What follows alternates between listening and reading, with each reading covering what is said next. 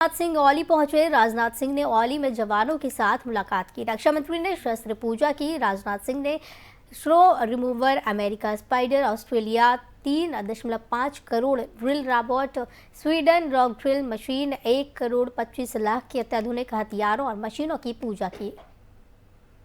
General Manoj ji Pandey, chief of army staff, lieutenant general mister Vikram Yogendra Dimri, GOC in C, and Lieutenant General B. Mathew, general Manoj ji Pandey.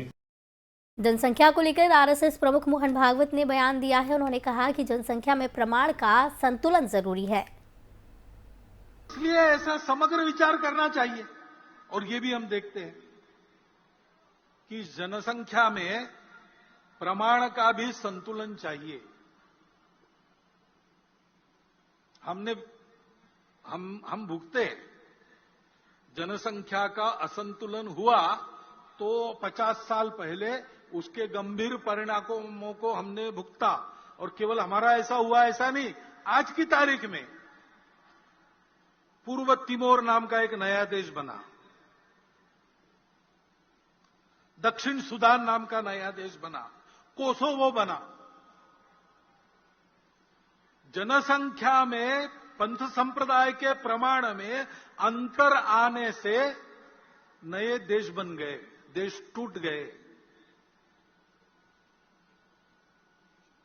यह असंतुलन जन्मदर एक भाग है उसका, लेकिन जोर जबरदस्ती या छल कपट से, लालच से मतांतरण, ये सबसे बड़ा फैक्टर है।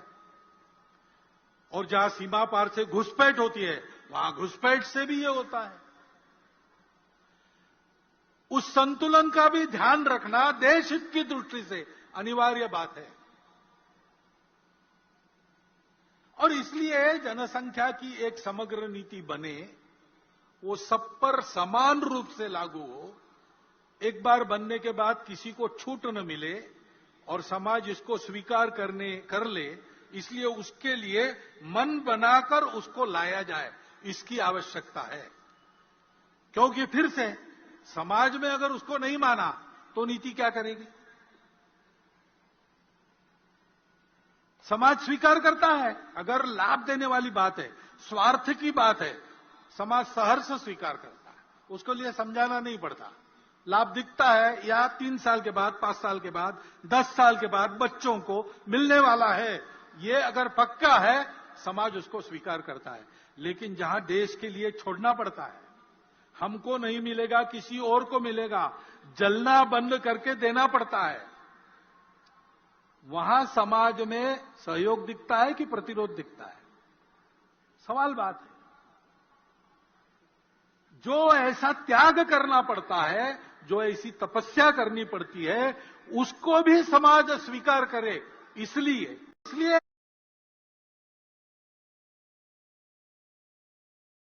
सत्यपाल मलिक मेघालय के पूर्व राज्यपाल के पद से रिटायर्ड हो गए हैं। उनके बयानों की वजह से उनकी दूसरी पार्टियों में शामिल होने की अटकलें लगाई जा रही थी, जिसे मलिक ने खारिज कर दिया है। टेंशन किसी का नहीं होगा, सब हम लोग इसी हफ्ते रिटायर होने थे, लेकिन मुझे जल्दी कर देने पड़ता है, या आज भी हो सकता है। तो मैं तो पहले से इस्तीफा जेल में लिए घूमता था, मुझे फर्क नहीं पड़ता। अब मैं आज़ाद हूँ, मैं लड़ाई में कूद सकता हूँ, जेल जा सकता हूँ, कुछ भी कर सकता हूँ। नहीं, जिस तरीके से ये बात थी कि आप जो है किसानों की आवाज़ ज़्यादा उठा रहे थे, और वो किसानों की बात उठाना जो सरकार के समर्थन में नहीं था, वो वो मुझे सजा देने की कोशिश करेंगे। फकीर हूँ, मेरा कुछ नहीं बिगाड़ सकते, मेरा गाँव से बिल्कुल नहीं डरता। कुछ नहीं बिगाड़ पाएंगे? कुछ नहीं बिगाड़ पाएंगे। कोई जांच वगैरह ये सब कुछ 100 जांच कर लें और अपनी एक करा दें तो पता चल जाएगा। मैं तो अपनी कराने को तैयार हूँ, ये तैयार हैं क्या कराने? आपने कभी कहा नहीं कि कौन कौन से मामलों में जांच होनी चाहिए? मैंने उनको बताया, 2 मामले तो बताए जिनमें 150 करोड़ था, उनमें कोई जांच नहीं, पर वो मैंने कैंसिल कर दिए थे, जांच की जरूरत नहीं रही। फिर मैंने एक मिनिस्टर का बताया कि वो फ़ोन करता है कि आपके यहाँ से बोल रहा है, उसे कहा उन्होंने कि हटाऊंगा, फिर हटाया नहीं। इसी तरह गोवा का भ्रष्टाचार बताया, कहने लगे नहीं तुम्हारी जानकारी गलत है। मैं कहा साहब मैं इसको ठोक के कहता हूँ कि मेरी जानकारी सही है और ये पैसा खा रहा है छोटी छोटी चीज़ों में, ये चीफ मिनिस्टर का काम नहीं होता। लेकिन उसको रखा और अब भी उसी को रखे हुए हैं, मुझे मेघालय भेज दिया। तो मैं इनके इस नारे में नहीं आता हूँ कि भ्रष्टाचार के खिलाफ है। सर जनसेवा के लिए कौन सा रास्ता चुनेंगे? राजनीति का रास्ता चुनेंगे राजनीति का नहीं, आंदोलन ये का? आंदोलन। विदेश मंत्रालय ने म्यांमार में फंसे कई भारतीयों को रेस्क्यू किया है। विदेश मंत्रालय के प्रवक्ता अरिंदम बागची ने बुधवार को बताया कि हम म्यांमार में भारतीयों के फर्जी नौकरी रैकेट में फंसने के मामले को सक्रिय रूप से देख रहे हैं। लगभग 32 भारतीयों को पहले ही बचाया जा चुका है, तो वहीं अब 13 और भारतीय नागरिकों को बचाया गया है जो आज तमिलनाडु पहुंच गए हैं। अरिंदम बागची ने बताया कि कई भारतीय नागरिकों को म्यांमार में फर्जी नौकरी रैकेट चलाने वाले लोगों से मुक्त करवाया गया और वे उस देश में अवैध प्रदेश के लिए म्यांमार में अधिकारियों की हिरासत में हैं। उन्हें जल्द से जल्द वापस लाने के लिए कानूनी औपचारिकताएं शुरू कर दी गई हैं।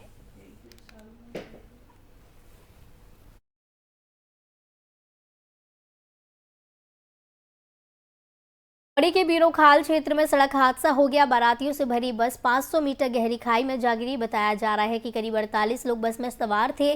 सड़क हादसे में 10 लोग घायल हुए जबकि 35 लोगों की खोजबीन जारी है। घायलों को नजदीकी अस्पताल में प्राथमिक इलाज के लिए भर्ती किया गया है। भीषण सड़क दुर्घटना में 15 गंभीर घायलों को एम्बुलेंस की मदद से बेस अस्पताल लाया जा रहा है। 48 बारातियों से भरी बस बीरोखाल के सिमड़ी बैंड पर नियंत्रण खोने से पूर्वी नयार में 300 मीटर खाई में जा गिरी। एसडीआरएफ की टीम ने घायलों को प्राथमिक स्वास्थ्य केंद्र बीरोखाल पहुंचाया है। 4 तारीख को शाम को 7:30 बजे एक बस जो है खाई में गिरने की सूचना प्राप्त हुई थी। उसमें 45 से अधिक व्यक्ति होने की संभावना परिवार के द्वारा मालूम किया गया। इस घटना के बाद जब हमने वहां पर उसको खोजबीन शुरू किया, उसमें एसडीआरएफ की टीम, पुलिस विभाग की टीम मौके पर खोजबीन शुरू किया और रात भर खोजबीन करने के दौरान हमें जो है उसमें से 20 घायल व्यक्तियों को निकालने में सफलता मिली। उसमें से एक घायल व्यक्ति का अस्पताल में इलाज के दौरान मृत्यु होने की जानकारी प्राप्त हो रही है। ये हादसा हुआ है, ये ड्राइवर की लापरवाही से हुआ है। कहीं ना कहीं ड्राइवर की लापरवाही थी, क्योंकि तेज़ गति में जो गाड़ी बैंड जो क्रॉस किया, तो बैंड पे अक्सर होता है कि जब गाड़ी तेज़ गति में रहती है तो झोंक मारती है, तो इसी में ये दुर्घटना हुई है। बाकी दुर्घटना का कारण कुछ ऐसा है नहीं कि जो नॉर्मल तरीके से जो दुर्घटना हो सके। क्योंकि स्पॉट पे मैं पहुंच नहीं पाया, क्योंकि मैं डीएम साहब से भी इस विषय में वार्ता कर चुका हूं कि महोदय आप तत्काल वहां पे जाके मतलब घटना का स्थल का मतलब निरीक्षण करिए और उचित से उचित जानकारी हमें। मुझे 7 बजे खबर मिली है स्थानीय लोगों से कि वहाँ पे एक बस गिर गई जो बारात की थी और उसमें शायद 45 से 50 लोग थे और मैं भी अभी क्षेत्र में वहीं जा रहा हूँ घटनास्थल पे और वस्तु स्थिति अभी बाद में पता चलेगी, क्योंकि अभी वहाँ अंधेरा है, जंगल का रास्ता है और क्योंकि वहाँ अंधेरे की वजह से अभी यथास्थिति का पता नहीं चल पा रहा है। लेकिन जैसे लोगों का कहना है कि 45 से 50 लोग थे और काफ़ी लोग इंजर्ड हुए हैं और 300-400 फुट नीचे जो है बस गिरी है। ये बारात आई लालढंग से और यहीं से इसको जहाँ पे ये दुर्घटना हुई, यहाँ से 1 किलोमीटर आगे ये दुल्हन का गांव पड़ता है कांडा तल्ला, और बहुत बड़ी दुर्घटना हुई रात को करीबन 6:45 या 7 बजे के लगभग। और हम बहुत दुख की बात है, पूरे क्षेत्र में एक बड़ा शोक की लहर समझो कि माने पूरे परिवार लोगों के 4 तारीख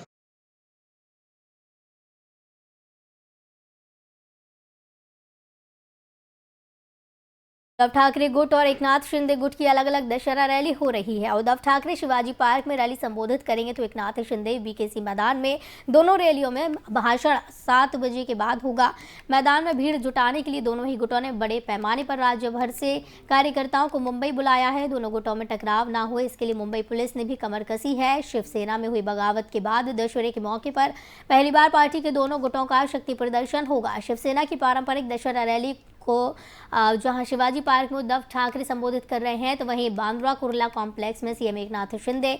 दोनों ही गुटों की कोशिश है कि वो अपने आप को प्रतिद्वंदी गुट से 21 साबित करें। मध्य मुंबई के शिवाजी पार्क में बन रहे मंच से दशहरे की शाम उद्धव ठाकरे अपने शिव सैनिकों को संबोधित करेंगे। वैसे तो शिवसेना की पारंपरिक दशहरा रैली 5 दशक से होती आ रही है, लेकिन इस बार की दशहरा रैली पर सियासी पंडितों की खास नजरें हैं।